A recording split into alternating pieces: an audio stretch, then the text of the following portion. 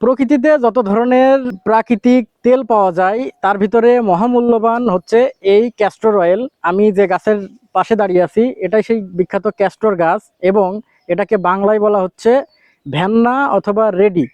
এবং এই রেডি ফল থেকেই যে তেল উৎপাদন হয় সেটাই হচ্ছে ক্যাস্টর অয়েল। যাদের শীতকালে পা ফেটে যায় তারা নারিকেল তেলের সাথে এই ক্যাস্টর অয়েল মিশিয়ে যদি ব্যবহার করা হয় তাহলে পা ফাটা ভালো হবে। এবং যাদের চেহারায় বয়স্কের ছাপ চলে এসেছে তারা যদি এটা দূর করতে চায় তাহলে ক্যাস্টর অয়েল ব্যবহার করবে। এবং যাদের মাথায় অকালে চুল পেকে যাচ্ছে এবং চুল পড়ে যাচ্ছে তারাও এই ক্যাস্টর অয়েল ব্যবহার করতে পারে।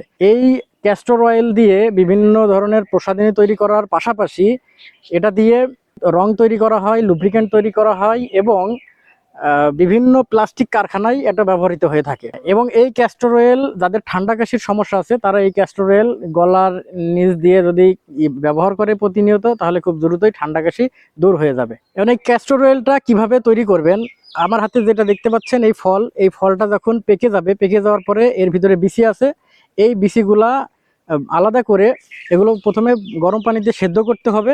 সিদ্ধ করার পরে এটা আবার রোদে শুকাইতে হবে। শুকানোর পরে এটা গুঁড়া করতে হবে, এবং গুঁড়া করার পরে এটা আবার পানিতে দিয়ে জ্বালাইতে হবে। জ্বালানোর পরে যে তেলটা উপরে ভেসে উঠবে সেটাই হচ্ছে ক্যাস্টর অয়েল। তবে এটা ব্যবহারের ক্ষেত্রে অবশ্যই সতর্কতা অবলম্বন করতে হবে, কারণ এই ভেলনা গাছে একটা বিষ থেকে থাকে, সেটা হচ্ছে রেজিন, যেটা স্বাস্থ্যের জন্য অনেক বেশি ক্ষতিকর। সুতরাং অবশ্যই এটাকে অতিরিক্ত মাত্রায় জ্বালিয়ে বিভিন্ন প্রক্রিয়ায় তারপরে এটা ব্যবহার করতে হবে, তাছাড়া ব্যবহার করা যাবে না। বন্ধুরা, ভেন্নার উপকারিতা এবং এর সতর্কতাও বলা হলো।